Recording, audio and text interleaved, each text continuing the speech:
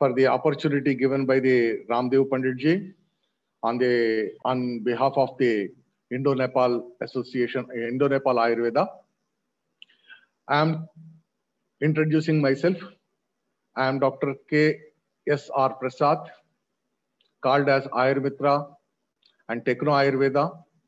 You can see me in the net as technoayurveda.com at my website. I am basically from Hyderabad, and I passed my MD Kaya Chikitsa, at present working as a professor Panchakarma, and I am made with my MA Jyotish Vastu and also PhD in medical astrology. मेरा वृत्ति वैद्य होते हुए मेरा प्रवृत्ति ज्योतिष बन गया है। मुझे ये आयुर्वेदा और ज्योतिष शास्त्र को दोनों को जुड़ने के लिए मुझे एक आयुर ज्योतिष का जो पहले से ही अपनी शास्त्रों में है उसे बाहर निकाल के खोज के निकाल के एक आयुर ज्योतिष के नाम से सभी लोगों को फैला रहा हूं। सबसे पहला चीज ये होता है, ये आयुर्वेदा होता क्या है? आयुर्वेदा तो हमें सभी जानते हैं, आयुर्वेदिक वैद्य होने के नाते, जो सुखा सुखम या दुखम, सुख असुखम अदरवाइज दुखम, जो सुख और दुख के प्रवृत्ति के निवारण या साधदारी देने के लिए, सुख की साधदारी और दुख निवारण करने के लिए वैद्य की क्षेत्र में भारतीय विज्ञानों में आयुर्वेद चतुर्थ वेद होकर उपलब्ध हुआ है। ये चतुर्थ वेद की अनुबंध आयुर्वेद हमें रोगों की, उसका निवारण की ज्ञान आवश्यक देता है। मगर हमें बहुत बार ये प्रश्न उत्पन्न होता है, ये आयुर्वेद बिना किसी भारतीय ज्ञानों की जानकारी लेते हुए ये संपूर्ण हो सकता क्या? जब एक रेफरेंस चरक में दिखा है, एक आयुर्वेद वैद्य क्या क्या जानना चाहिए, वहां बोला जाता है षडंगमंग विज्ञानम। ये षडंग क्या होता है? शिक्षा, व्याकरण, कल्प, छंद, निरुक्त और ज्योतिष। ये षडंग की ज्ञान जब एक आयुर्वेद वैद्य को होता है, वो आयुर्वेद वैद्य संपूर्ण रूप से चिकित्सा क्षेत्र में सफल हो जाएगा। ये सफलता पाने के लिए हम ये छंदस, शिक्षा, निरुक्त, व्याकरण के साथ साथ जो ज्योतिष का लेते हैं, ये शब्द जब मैं सुनने के बाद मैं ज्योतिष में थोड़ा सा जानकारी लेने का कोशिश किया है।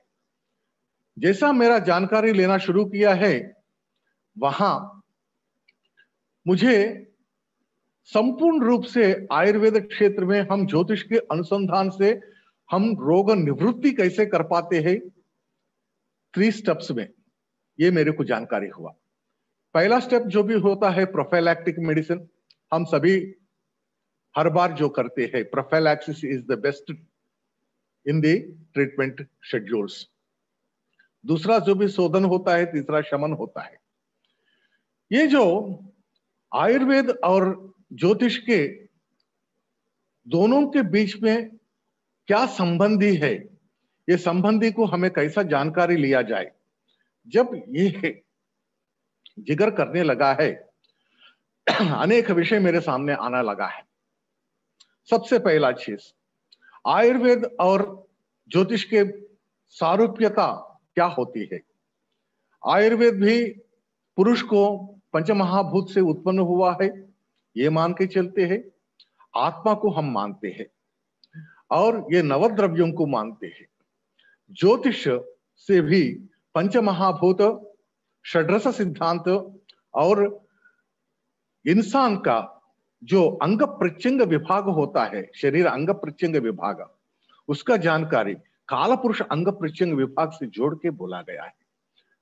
इतना सारूप्यता रहने के बावजूद हमें एक व्याधि का जब जानकारी लेना चाहिए ज्योतिष प्रज्ञान को हम आयुर्वेद से कैसे जोड़ा जाएगा।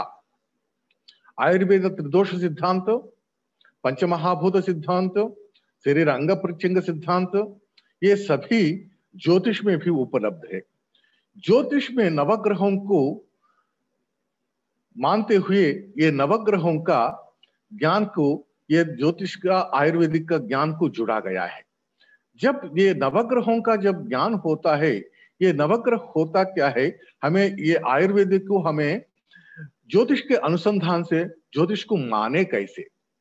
सबसे पहला चीज ये होता है, जो भी विज्ञान गणित के साथ जुड़ के रहता है, आयुर्वेद में भी गणित ही है, ज्योतिष में भी गणित ही है। जैसा त्रिदोष, पंचमहाभूत, सप्तधातु, ये जो नवद्रव्य हर चीज का हमें जो बोलते हैं, इसे ये नवग्रहों का जो भी जानकारी की सारूप्यता, सादृश्यता हमें दिखाई जाते हैं। ज्योतिष प्रज्ञान की जानकारी लेते टाइम पे हमें खास करके नवग्रहों की जानकारी लेना चाहिए। ये नवग्रह जो भी है, रवि, चंद्र, ये दोनों ग्रह, हमें ये बताया जाता है कि मंडल ग्रह। ये मंडल ग्रह का मतलब क्या होता है, कभी भी बिना वक्रता से आगे बढ़ने वाला। पंच तारा ग्रह बुध, शुक्र, कुज, गुरु, शनि, ये तारा ग्रह कहलाया जाता है। और ये तारा ग्रह जो अंतरिक्ष में हमें दूर से जो चमकता हुआ तारा जैसा दिखेगा, ये तारा ग्रह जब हमें भू मध्य से हम देखा जाए, इसका गणन और गमन, ये गणन और गमन के जब कभी कभी ये जब स्थिर रूप से दिखे जाएगा, उसे बोलते हैं स्तंभन। कभी कभी ये पीछे हटे जा रहा है, ऐसा भी दिखा जाएगा, तब हमें बोलता है उसे रिट्रोग्रेडेशन और वक्रता। ये जो गणन जो सप्त ग्रह की हुआ है, बाकी बच गए तो राहु और केतु, ये दोनों छाया ग्रह है। एक्चुअली ये सभी एक कुछ ये सॉलिड मास का जो भी ग्रह नहीं है, ये जो भी अर्थ के ऊपर जो एटमॉस्फेयर में बना हुआ जो नोड्स, मैग्नेटिक नोड्स और एंटी नोड को हमें राहु और केतु के नाम से जाना जाता है।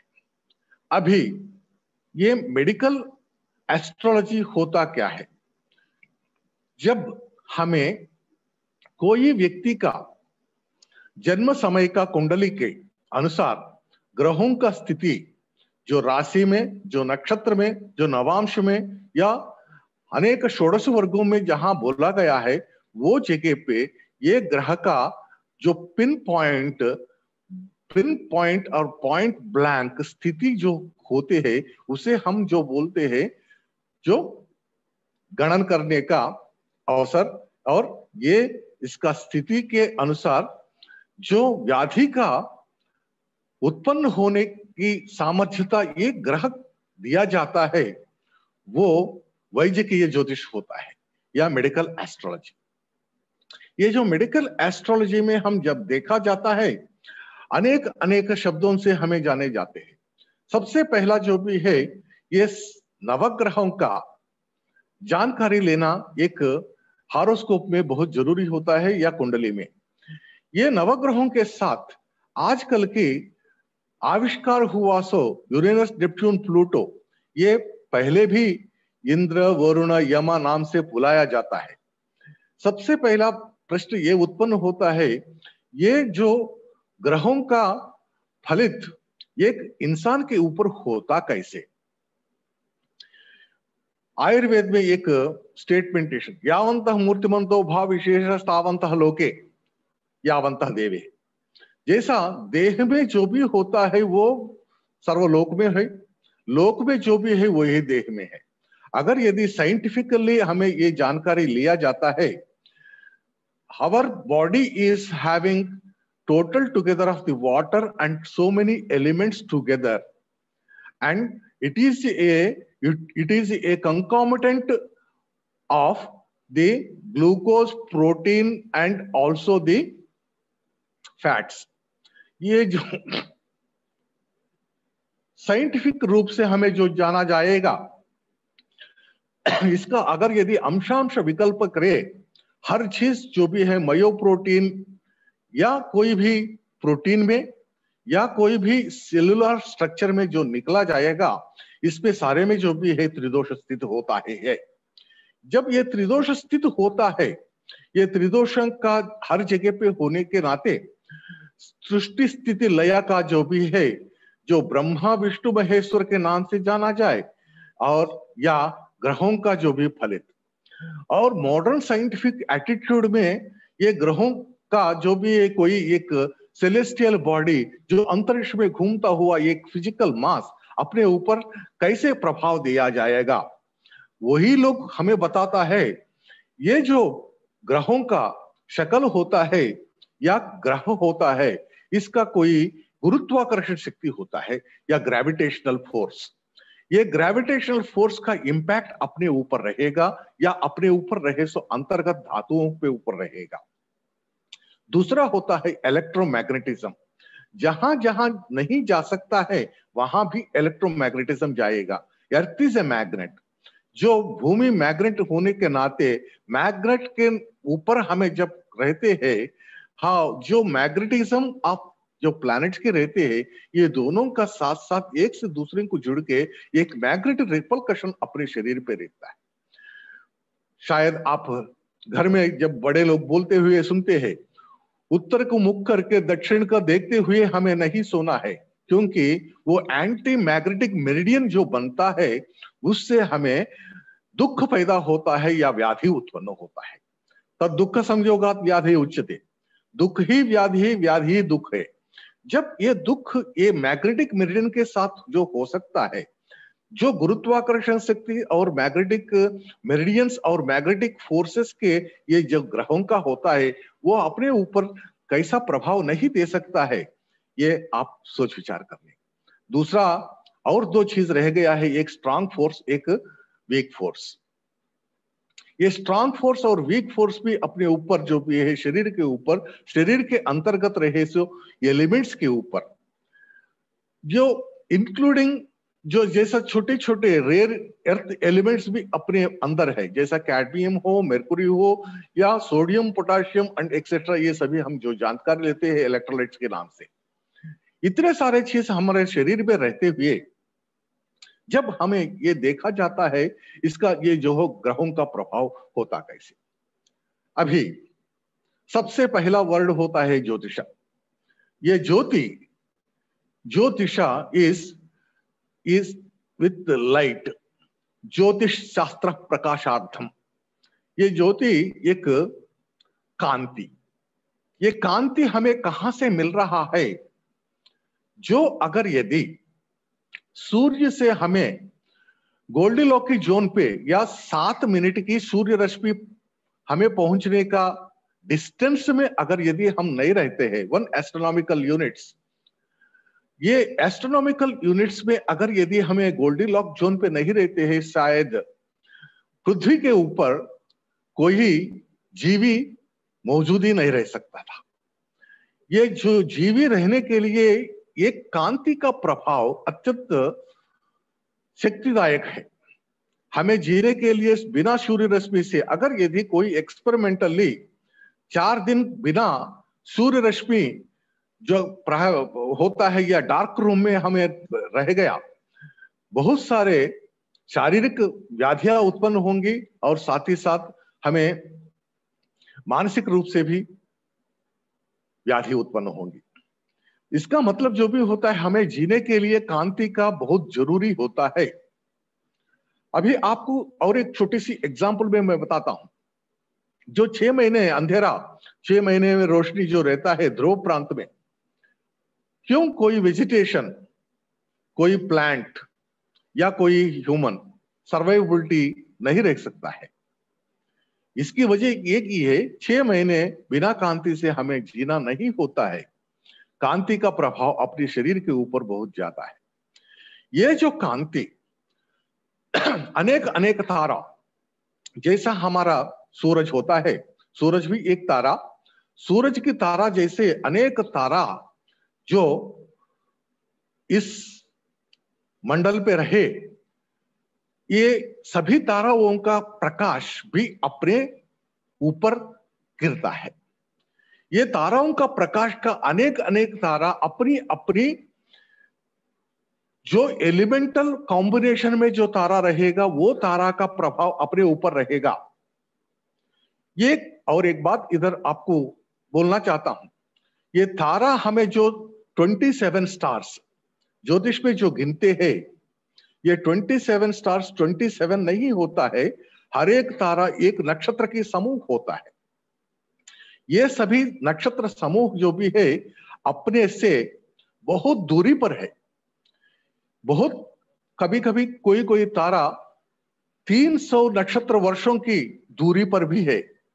नक्षत्र कांति वर्ष, ये नक्षत्र कांति वर्ष पे जो भी है 300 नक्षत्र कांति वर्ष में या कांति वर्ष पे, ये कांति हमें हमारा शरीर के ऊपर लगने के लिए 300 साल की जरूरत पड़ती है। इस हिसाब में जो नक्षत्र कांति प्रभाव से हमें शरीर में जो भी बदलाव होते हैं वो मेडिकल एस्ट्रोलॉजी के साथ में हमें जाना जाता है। जब हमें 12 राशि मेष वृषभ मिथुन कर्कट सिंह कन्या तुला वृश्चिक धनु मकर कुंभ मीन, ये 12 राशि अपनी अपनी नाथ के साथ, जैसा कुज इज द रूलर ऑफ मेष एंड वृश्चिका, राशिनाथ वृश्चिक मेष का राशिनाथ कुज, ऋषभ तुला राशिनाथ शुक्र, मिथुन कन्या राशिनाथ बुध, कर्कट राशिनाथ चंद्र और सिंह राशिनाथ रवि, धनु और मीन का राशिनाथ गुरु, और जो बचा सा 2 मकर कुंभ का राशिनाथ जो भी है शनि। ये राशिनाथ की एक दोषों के साथ, धातुओं के साथ, रसों के साथ, वेजिटेशन के साथ, पौधों के साथ, जगहों के साथ एक उनका कहां कहां रहते हैं, क्या क्या करते हैं, उसका एक विधि विधान जो भी है ज्योतिष शास्त्र में बताया गया है। ये ज्योतिष शास्त्र में जो बताया अनेक अनेक चीजों में हमें जब सावधानी लेते हैं, आयुर्वेदिक के अनुसार हमें जो त्रिदोष सिद्धांत और रस सिद्धांत और पंचक सिद्धांत, पंच पंचीकरण सिद्धांत और रस पंचक सिद्धांत के साथ हम जब जुड़ते हैं, ये हमें एक जानकारी होता है कि जो जो ग्रहों के विषय से क्या क्या व्याधि उत्पन्न हो सकता है। ये जो भी है मेडिकल एस्ट्रोलॉजी या आयुर्वेद ज्योतिष के नाम से मैंने एक कोर्स चला रहा हूं।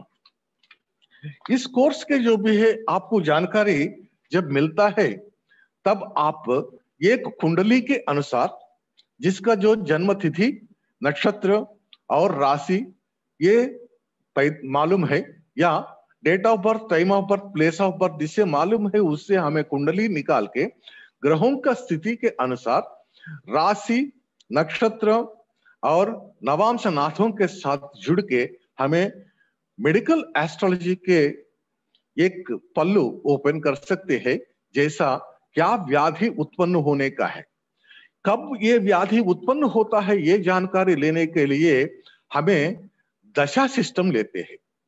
ये दशा सिस्टम, ये नक्षत्र जो जिस नक्षत्र में पैदा हुआ है उस नक्षत्र से ये दशा सिस्टम शुरू होता है हर एक इंडिविजुअल के लिए।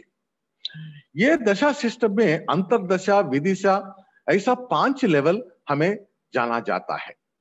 ये दशा सिस्टम में सपोज कोई इंसान अपनी हिसाब से जो भी जो नक्षत्र में पैदा हुआ है, कृत्तिका नक्षत्र में पैदा हुआ रवि से शुरू होता है, रवि कृत्तिका नक्षत्र का नाम है। अगर रोहिणी नक्षत्र से हुआ चंद्र से शुरू होता है। जो दशा अंतरदशा में ये जिस प्रकार से ग्रह षष्ठ भाव में रोग उत्पादक भाव में रहते हैं, उससे हमें षष्ठ भाव से जान के हम दशा सिस्टम से जुड़ के हम बोलते हैं ये व्याधि उत्पन्न होने का है, इसीलिए उसकी प्रतिक्रिया किया करो। प्रतिक्रिया आहार से करो, विहार से करो या दैव व्यापाश्रय से करो। जब हमें ये व्याधि का स्वरूप हमें समझा जाता है, तब हमें हर इंसान का दशा कुंडली में हमें जानना है, ऐसा हमें बताया गया है। ये दशा सिस्टम में Jaimini astrology, Parashara astrology, ताजका astrology, ऐसा विभिन्न ज्योतिष पद्धतियां हैं। जैसा जैमिनी में कालचक्र दशा, चर दशा, स्थिर दशा, इससे जानकारी लिया जाता है। कलौ पराशरे, कलयुग में पराशरा, बृहत पराशर होरा शास्त्र जो भी है ज्योतिष का परम प्रामाणिक माना जाता है। ये प्रामाणिक में जो भी है विभिन्न दशा भुक्ति, योगिनी दशा, ऐसा बहुत सारे बताया गया। फिर भी विंशोत्तरी दशा 120 साल का जो भी है जीवन प्रमाण से आयुर्वेद से जो जुड़ा हुआ, आयुर्वेद भी 120 साल का परमायु बताते हैं एक इंसान का। ये जो परमायु 120 साल का दशा वर्ष भुक्ति, ये दशा सिस्टम से विंशोत्तरी दशा नाम से हमें ज्योतिष में जाना जाता है। जो बीमारी उत्पन्न होता है उसके लिए षष्ठ भाव से हमें जानकारी लेते हैं। देह स्थिरता और देह की क्षमता और व्याधि क्षमता हम लग्न से जाना जाता है। लग्न और षष्ठ भाव व्याधि उत्पादक के लिए हमें सबसे पहले जाना जाता है। अगर यदि जो बच्चे पैदाइशी से बीमारी रहते हैं या आनुवंशिक व्याधि, जैसा पाइल्स भी आनुवंशिक व्याधि है और ऑटिज्म भी आनुवंशिक व्याधि है, जो या मेंटल रिटार्डेशन, ऑटिज्म, ये जानकारी हमें लेने के लिए सबसे पहले हमें जो भी है माता पितृ का पंचम भाव की प्रमाण लेते हैं। पंचम भाव पुत्र भाव होता है। ये पंचम भाव से अगर जो ग्रह जुड़ा है उससे हमें ये साबित कर पाते हैं ये जो दो मियां बीवी और दोनों का हस्बैंड एंड वाइफ का जो कोई बच्चा पैदा होने वाले हैं, ऐसा आनुवंशिक व्याधि से या बिना आनुवंशिक व्याधि से पैदा होगा। ये हमें जानकारी सृष्टि से पहले ही या बर्थ बिफोर बर्थ ओनली हमें बता सकते हैं। और जो जन्मजात व्याधि, हियर मुझे बहुत अच्छा लगता है कि सुश्रुत का 7 फोल्ड क्लासिफिकेशन, आदि भौतिका, आदि दैविका, आध्यात्मिका, व्याधि, ये हर चीज हम ज्योतिष के अनुसार आयुर्वेद में देखा सकते हैं। जब हमें ये इतने सारे आदि दैविक, आध्यात्मिक, आदि भौतिका, मातृज व्याधिस, पितृज व्याधिस भी बोला गया है ज्योतिष में। जो व्याधि हमें 14 सब क्लासेस जो सुश्रुत के अनुसार हमें जो मिलता है वो सभी ज्योतिष के अनुसार एक कुंडली के ऊपर हमें देखा सकते हैं।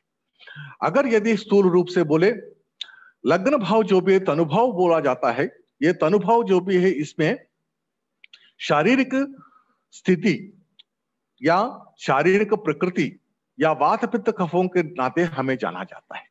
ये वात पित्त कफों का जो भी होता है, जैसा हमें जब देखते हैं रवि पित्ताधिका और चंद्र बहुवात कफा, कुजा पित्तजा, बुध त्रिदोषजा, गुरु कफा, शुक्र कफवाता, शनि वाता, राहु वाता, केतु वाता, ये शारीरिक प्रकृति के हिसाब से हमें जाना जाता है या दोष के स्वभाव से।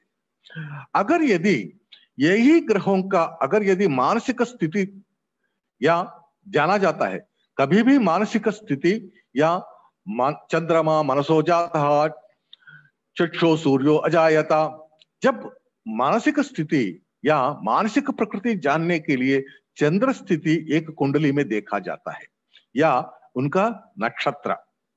चंद्र स्थिति में जब हमें देखते थे, जब इसमें नक्षत्र के अनुसार नक्षत्र नाथ भी है, जैसा अश्विनी केतु भरणी शुक्र, जब ऐसा हमें हर एक नक्षत्र का नाथ जानने के बाद ये नक्षत्र नाथ, अगर यदि रवि हुआ सात्विक प्रकृति, चंद्र हुआ सात्विक प्रकृति, कुज हुआ तामसिक प्रकृति, बुध हुआ राजसिक प्रकृति और गुरु हुआ सात्विक प्रकृति, शुक्र हुआ राजसिक प्रकृति, शनि हुआ तामसिक प्रकृति में रहते हैं। ये मानसिक प्रकृति, ये मानसिक प्रकृति आयुर्वेद में काया बोला गया है। सात्विक काया, राजसिक काया, तामसिक काया, अंशांश विकल्पना, ये ग्रहों की जुड़ने से हमें ये इतने जितने भी बोला गया है काया आयुर्वेद में, ये सभी हमें जाना जाता है। सबसे पहला चीज, जब ये लग्न के साथ हम जब जुड़ते हैं, लग्न जब शारीरिक स्थिति और इम्यूनिटी के बारे में बताएगा और क्षमता के बारे में बताएगा, और जब चंद्र का स्थिति हमें मानसिक प्रकृति के बारे में बताएगा। आप सभी जानते हैं, जैसा चंद्र का अमावस्या और पौर्णमी में जब होता है, ये मानसिक संतुलन जिसका कुछ कुछ बिगड़ जाता है। ये चंद्र का जो भी नजदीक आने का गुरुत्वाकर्षण शक्ति से हमें जैसा समुद्र में लहरें उठते हैं, या वैसी हमारे शरीर में रहे सो रक्त का उठना भी। हाइपरटेंसिव पीपल, अगर यदि आप देखें, रक्तचाप जो बोलता है, ये रक्त का वृद्धि होने का जो भी हम देखते हैं, खास करके जब फुल मून डे या न्यू मून डे, पौर्णमी या अमावस्या के दिनों में जब हमें ये देखते हैं, इसे हम संपूर्ण रूप से जानकारी करने के लिए पूर्ण रूप से हमें मेडिकल एस्ट्रोलॉजी पढ़ना ही पड़ेगा। और जब हमें ये दोष दूष्य समूर्छना व्याधि जैसा आयुर्वेद में जब बोला जाता है, दोष स्थिति के बारे में अभी राशि का स्थिति के, राशिनाथ की स्थिति से हमें दोष का प्रकृति हम जान जा रहा है। अगर यदि यही चीज हमें दूष्य के बारे में जानने के, तब भी हमें यही ग्रहों का मदद से ही, जैसा रवि अस्थि को निर्भर करता है, चंद्र रक्त से, कुजा मज्जा से, मज्जा हियर मस्तिष्क मज्जा, मस्तुलंग मज्जा, ये दोनों भी जाना जाता है, और बुध का रस से, और गुरु का मेदस से, शुक्र का शुक्र सोडित से, या प्रजनी या प्रत्युत्पादन करने की जो होता है वो उससे, और शनि स्नायु मांस कंडरों से जो जाना जाता है। जब ये दोष दूष्य सम्मूर्छन की हमें होते हैं, तब हम व्याधि करते हैं। और एक जो आयुर्वेद एस्ट्रोलॉजी में मैंने जो डिराइव किया है एक नया आविष्कार, इसमें दोष जैसा प्राणवात, प्राणोत्र स्थित प्राण का जो भी प्राणवात, उदानवात, समानवात, व्यानवात, जैसा हर एक दोषों का जो भी सब डिविजनल लेवल पे, प्राणोत्र मूर्धगा उरह कंठ चरो बुद्धि हृदयेन्द्र चित्त दृक् निष्ठीवन शब्दोद्गारा निश्वासान प्रवेश कुरुत, इसे जो भी है शरीर अंग प्रत्यंग विभाग से जो भी है जुड़ा हुआ एक जानकारी हमें लिया जाता है कि जो स्थिति में, जैसा अश्विनी नक्षत्र, केतु नक्षत्र, ये केतु नक्षत्र जो होता है मज्जा, मस्तक मज्जा, मस्तुलुंग मज्जा के हिसाब से जाना जाता है। जब केतु नक्षत्र प्रथम पाद में कोई वैकल्यता या कोई ग्रह की स्थिति रहने के बावजूद वो फ्रंटल लोब के ऊपर उसका असर दिखेगा। इसका मतलब जो एमनेशिया, हमें ये व्याधि का जानकारी लेने के लिए आयुर्वेदिक की और प्रेजेंट डे मॉडर्न मेडिसिनल की लेना पड़ता है। जब हमें ये जानकारी लेते हैं, अश्विनी नक्षत्र प्रथम पाद में अगर षष्ठम या रोग उत्पादक भाव की अगर रहते तो तब वो फ्रंटल लोब में कुछ बीमारी लाने की क्षमता है। अश्विनी नक्षत्र द्वितीय पाद ऑक्सीपिटल लोब होता है, तृतीय पाद पैराइटल लोब्स होता है, ये जेमिनी नवांश में या मिथुन नवांश में आता है। जब ये जानकारी हमें नक्षत्र नवांश के साथ लिया जाएगा, हमें परफेक्टली हमें ये जानकारी ले सकते हैं जो व्याधि उत्पन्न हुआ सो उसका उत्पादक स्थान कहाँ है, व्यंजक स्थान कहाँ है, व्यक्त स्थान कहाँ है। इतना जानकारी हमें वैद्य ज्योतिष से हमें ले सकते हैं। एक दिन में, एक घंटे में मैं आपको पूर्ण रूप से व्याधि और व्याधि स्वरूपों का ज्ञान नहीं दे सकता हूं, और इसमें आपको ये जानकारी लेने के लिए मेडिकल एस्ट्रोलॉजी में परिश्रम करना पड़ेगा। एक छोटी सी चीज के साथ मैं शुरू करके, अगर यदि व्याधि हमें जो बोला है शारीरिक व्याधि लग्न से, मानसिक व्याधि चंद्र से लिया जाता है, आत्मज्ञान की विजन, आत्मा स्वरूप जो होता है सूर्य, सूर्य स्थिति आत्म की स्थिति का जानकारी देता है। ये आत्मक स्थिति जानकारी में दो नमूने का विजन होता है। One is a physical vision, चक्षु ऑफ द इंडिविजुअल आईज और the vision of the individual is reflected with the सूर्य। सूर्य से हमें प्रात्यक्षिक ज्ञान, कांति जब तक किसी वस्तु के ऊपर परिवर्तन नहीं होता है वो वस्तु हमें दिखता नहीं है। ये ज्ञान हमें आज भी है। परावर्तन से ही हमें, कांति परावर्तन से ही हम वस्तु को देख सकते। कोई वस्तु के ऊपर अगर यदि कांति परावर्तन नहीं होता है हमें नहीं दिखता है। दूसरा विजन आत्मा, जो विजन जो ऋषि महर्षि लोग देखते हैं, द विजन ऑफ द आत्मा is going to be understood with this Surya. Apart from this, जब भी हमें व्याधि की जानकारी लेना है, द्वादश भावों की जानकारी लेना पड़ता है। द्वादश भावों में प्रथम भाव लग्न भाव जो शरीर के बारे में बोला, दूसरा जो भी है अपनी वाक और खाने के बारे में बताएगा। तीसरी भाव जो भी है हमें जो मदद मिलता है वो मदद के बारे में तीसरी भाव मिलेगा। चौथा भाव जो भी है अपनी कंफर्ट, लग्जरीज हम कैसे लेते हैं ये बताएगा। People those who are sitting in AC, they are prone to get some of the diseases. People those who are not having the walking, they are prone to get some of the disease. ये जो चलता फिरता नहीं है उनका comfort की वजह से, एक जो कंफर्ट हमें समझ रहा है वो कंफर्ट हमें क्या व्याधि लाता है वो हमें चतुर्थ भाव से जाना जाता है। पंचम भाव से हमें जाना जाता है कि हेरिडिटरी डिसऑर्डर्स, षष्ठ भाव से अभिव्यक्त रूप से रहे सो व्याधि, सप्तम भाव से आने वाला व्याधि, अष्टम भाव से हमें कितना आयुर्दाय है, हमें कितने बार हमें सेल साइकिल में हमें कितना सेल डिवीजन हो सकता है, और हमारे जो रसायन क्रिया जो भी है कितना है, शरीर में रसायन भाव की उत्पन्नता कितना है, अष्टम भाव से जाना जाता है। नवम भाव पुण्य होता है, पूर्व पुण्य कृतम पापम व्याधि रूपेण पीड़ितम, जो पूर्व जन्म में हमें करे सो पाप जो भी है, ये पूर्व जन्म दो हिसाब से लिया जाता है। ये आत्म का जो भी है पूर्व जन्म, और पूर्व जन्म का जो साइंटिफिकली अगर देखा जाए अपने माता पिता जो भी किया है उसका असर अपने ऊपर गिरता है। जैसा बहुत बार हमें इससे पहले देखते थे, सेक्सुअली ट्रांसमिटेड डिसीजेस की वजह से बहुत बार बच्चों के ऊपर असर पड़ता है। ये भी पूर्व जन्म कृतम पापम ही होता है। ये दशम भाव वृत्ति, ऑक्युपेशनल डिसऑर्डर्स हमें जो भी है दशम भाव से जाना जाता है। एकादश भाव से जो भी है हमें लाभ, ग्रीडीनेस जो भी हमें रहते हैं, ये एकादश भाव पंचम भाव के अपोजिट रहते हैं।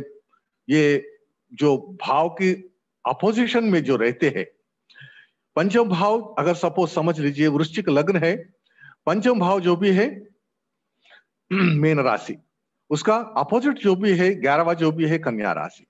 ये कन्या राशि का जो भी है स्टमक फॉर एग्जाम्पल, ये उदर की जो भी बोला जाता है अग्नि, उदरा अग्नि। पंचम भाव का जो भी अपोजिट जो होता है 11वां भाव, उससे हमें आने वाला पीढ़ियों की या अपनी बच्चों की उनका हालत हमें जाना जाता है। और साथ ही साथ 12वीं, ये 12वीं में जो भी हॉस्पिटलाइजेशन रिकवरी, ये दोनों भी अगर यदि 12वीं स्थान स्ट्रांग रहा, कितने बार भी हॉस्पिटल में जाए जिंदा होके वापस आएंगे। अगर ये 12वीं भाव बराबर नहीं रहा, हॉस्पिटल में जाते ही मर जाएंगे। ऐसे ये द्वादश भावों की मेडिकल एस्ट्रोलॉजी में हम ग्रहों के साथ, नक्षत्रों के साथ उसका बोला गया कैरेक्टर्स, जो रस गुण वीर्य विपाक प्रभावों के साथ हर चीज का जो भी है ज्योतिष में जो बोला गया है, एक हर एक ग्रहों का कैरेक्टर, हर एक राशि का कैरेक्टर, हर एक नक्षत्र का कैरेक्टर, ये इससे हमें जानकारी लेके वैज्ञानिक क्षेत्र में आयुर्वेद के जो सिद्धांतों के ऊपर आधारित ज्योतिष, वैद्य ज्योतिष सिद्धांतों को हम जागरूकता से प्रयोग करके जो व्याधि हमें अपनी फिजिकल विजन से जो नहीं दिखता है, अपनी आंखों से जो नहीं दिखता है, जैसा अल्ट्रासाउंड स्कैनिंग के रूप से या एमआरआई स्कैनिंग से रूप से हमें जानकारी लेते हैं, वैसे आयुर्वेद वैद्य के क्षेत्र में वैद्य ज्योतिष से वैसे जानकारी हमें लेंगे। अगर यदि कुछ प्रश्न रहे तो हम प्रश्न के लिए करेंगे।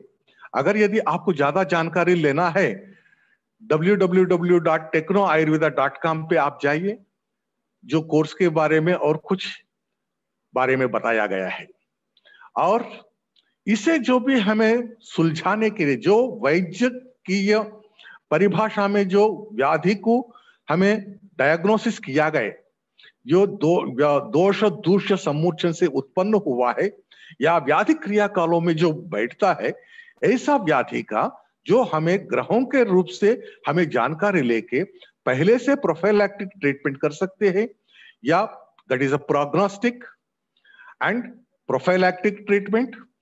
डायग्नोस्टिक एस्पेक्ट से हमें वैद्यकीय क्षेत्र से जुड़ा जाता है, जो अननोन डिसीजेस रहता है हमें कैसे जानकारी लेना है। और तीसरा जो भी क्यूरेटिव एस्पेक्ट, इसमें दो नमूने का है। पहला चीज है दैव व्यापाश्रय चिकित्सा, मणि मंत्र होम एक्सेट्रा जो बोला गया है। इसके साथ मैंने एक नक्षत्र वृक्षों के साथ जुड़ के एक अलग सा रूप निकाला है। इसमें हमें आयुर्वेदिक की दवाइयां वैद्यकीय क्षेत्र से जुड़ के, वैद्य ज्योतिष से जुड़ के हमें वो भी दवाइयां दिया जाता है। अगर यदि फॉर एग्जाम्पल बोलता हूं, अश्वगंधा, अश्वगंधा भारत में हम बहुत ज्यादा इस्तेमाल करते हैं, आयुर्वेद में भी ज्यादा इस्तेमाल करते हैं। अगर यदि ये अश्वगंधा लिया जाए, ये निर्वयन भी है, साथ ही साथ स्टिमुलेंट भी है। It works on all 7 tissues and सप्त धातु में काम करेगा। अगर यदि अश्वगंधा किस ग्रह से जुड़ा है, अगर यदि ये जानकारी लिया तो हमें इसका अधिक उपयोग लेने की संभावना रहती है। इसी से मैं यहां आज की संभाषण रोकता हूं। अगर कोई प्रश्नोत्तर का रहे तो हम जानकारी लिए, या नहीं तो आप व्हाट्सएप में मेरे को 9503227966 के ऊपर आपका प्रश्न भेज सकते हैं, आप संपर्क कर सकते हैं। Once again thank you for the Indo Nepal Ayurveda. अगर यदि कोई प्रश्न रहे तो हम वो प्रश्नों को उत्तर देने के प्रयास करें। Hello sir. Yes, good evening sir, मैं डॉक्टर राउत बोल रही हूँ, नाकाड़े। ओके। अश्वगंधा आपने अभी बताया, कौन से ग्रह से संबंधित है? हम वैद्य आयुर्ज्योतिष कोर्स में पढ़ेंगे मैडम उसे।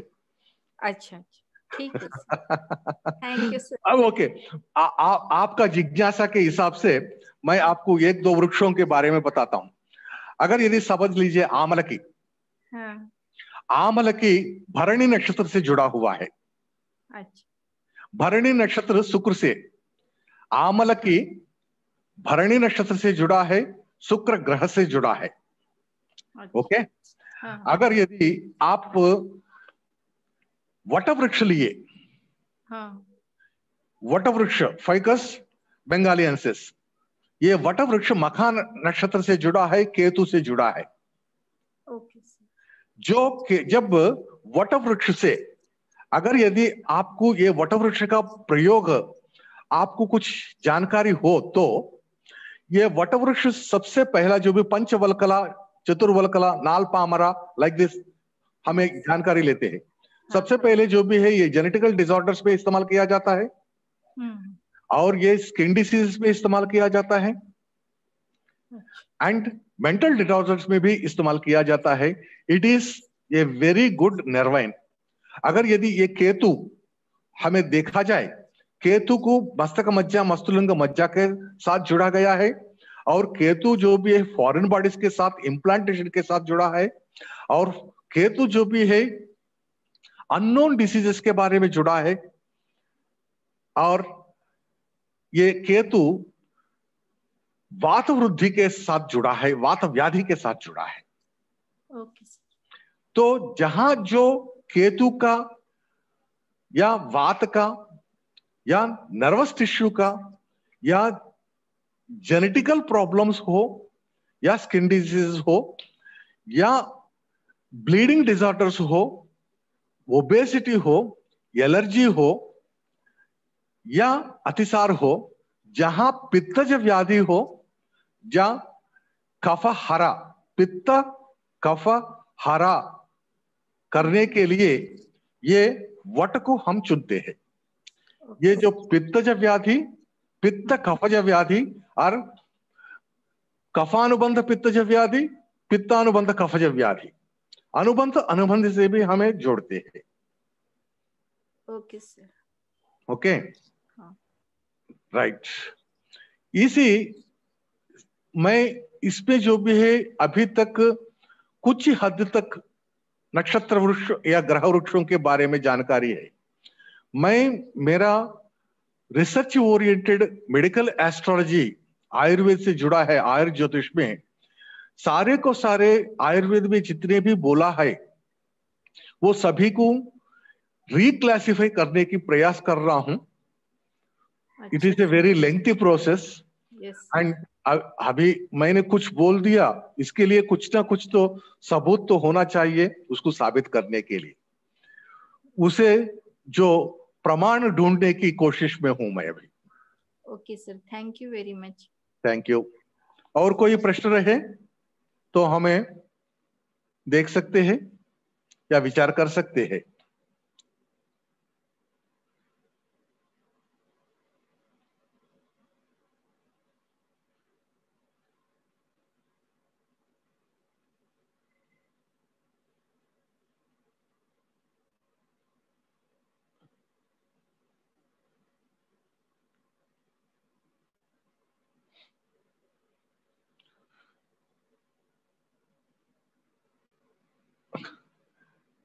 इधर फेसबुक में कुछ लोग जो भी है वो already date of birth, time of birth दे रहा है। इंस्टेंटेनियसली अभी कैलकुलेट करने के लिए नहीं होता है। इसमें मुझे कुछ बुक्स, अगर यदि रिकमेंडेड बुक्स करके बोल रहा है आप, मेडिकल एस्ट्रोलॉजी बुक्स बहुत सारे हैं, बट मेरे अनुसार वो आधा अधूरी है। They are also doing the research how the दृष्टि ऑफ द अदर ग्रह इन द मेडिकल एस्ट्रोलॉजी। ये जो भी ज्योतिष में जो बताया गया दृष्टि, वही दृष्टि हमें इधर करते हैं। जैसा सबसे पहले चीज जो भी है, जो दृष्टि हमें, जैसा सारे को सारे ग्रह का जो भी सप्तम दृष्टि रहता है 180 डिग्रीज ऑफ द एस्पेक्ट। विशेष दृष्टि कुछ के लिए है मार्स, चतुर्थ दृष्टि अष्टम दृष्टि है। बहुत सारे लोग दृष्टि को ऐसा भी गिनते हैं, वहां से जो 30 डिग्री से लेके जो 360 डिग्री पे भी गिनने वाले भी है। बट वैदिक एस्ट्रोलॉजी, वैदिक आयुर्वेद ज्योतिष में हमें चतुर्थ दृष्टि, अष्टम दृष्टि, सप्तम दृष्टि कुछ के लिए गिनते हैं। और गुरु का जो भी है पंचम दृष्टि, नवम दृष्टि रहेगा कोण दृष्टि, और शनि का तृतीय, सप्तम, दशम के ऊपर दृष्टि रहेगा। हर एक दृष्टि का जब हम जानकारी लेते हैं, ये दृष्टि का हमें विशेष दृष्टि, सामान्य दृष्टि के साथ साथ परसेंटेज ऑफ द दृष्टि और उसका दृष्टि का फलित भी हमें जान सकते हैं। जैसा जैसा हमें बहुत सारे चीज हमें जुड़ जाते हैं, it becomes more and more complicated. My wish in the medical astrology is to simplify, to make, I am trying my level best to fix it at a gross level at least, to understand, to make out a disease perception or diagnostic perception with the Rasi, Nakshatra and Navamsha levels. With the only 3 levels only, we are able to draw. मेरा जो medical astrology का जो thesis में double blind method मैंने अपनाया, इसमें जो भी है ना, किस व्याधि किसका है, रोगी कौन है, मुझे जानकारी नहीं है। मेरा दोस्त लोग मेरे को सिर्फ डाटा देते थे, मैं असेसमेंट करके देने के बाद वो लोग मेडिकल से कंपेयर करके वो लोग देते थे कितना परसेंटेज मेरा 87.5% एक्यूरेसी पे आया है, बाकी जो परसेंटेज नहीं आया है मेरा गणन की दोष है, ऐसा मेरा। इसमें एक जने मेरा दोस्त थोड़ा सा मिसचिफ किया है, जो मर गए सो पेशेंट का भी दे दिया था। मैंने पूछा इनको, ये तो तभी मरना था ये व्याधि से, अभी आप मेरे को दिए तो इसका जानकारी लेने के लिए दिया है। अगर यदि ये कोई इत्तेफाक से या कोई मेरा गणन के या मेरा दृष्टि से जो बच गए सो पॉइंट के हिसाब से वो जिंदा है तो ये व्याधि होगा। बाद में वो मेरा दोस्त ये बताया, वो तुम्हारा जो बताया सो डेट पे वो मर गया है, मैं सिर्फ तुम्हारे को एस्ट्रोलॉजी को टेस्ट करने के लिए दिया। I am also very specifically evidence based Ayurveda, evidence based astrology को ही मानता हूं मैं। सारे ग्रंथों में जो भी लिखा है मैं नहीं मानूंगा जब तक वो साबित नहीं हो सकता है। तो शायद इससे मैं यहाँ रुक सकता हूं, as there is no further questions. If at all you have any questions, please post it on Facebook or shoot it on the personal on the Zoom. Anybody have questions, please? If we do not have any questions, we are going to stop right now. I am very much thankful for the, any questions, madam, Ruchi madam? So no questions, just wanted to thank you. Very good and insightful session. Okay. And your decoding is very good, very detailed and very, very accurate. I mean, I've been reading and touching basically KP astrology and Ayurveda. So I'm an engineer, I'm not a doctor. Okay, no problem. But you know, Ayurveda is actually the way of life. It has helped me decode things I have been, you know, vyadhi jo aati hai, jo aap bolte hain, it helps you decode and, you know, set it right. But yes, we need a guru, always.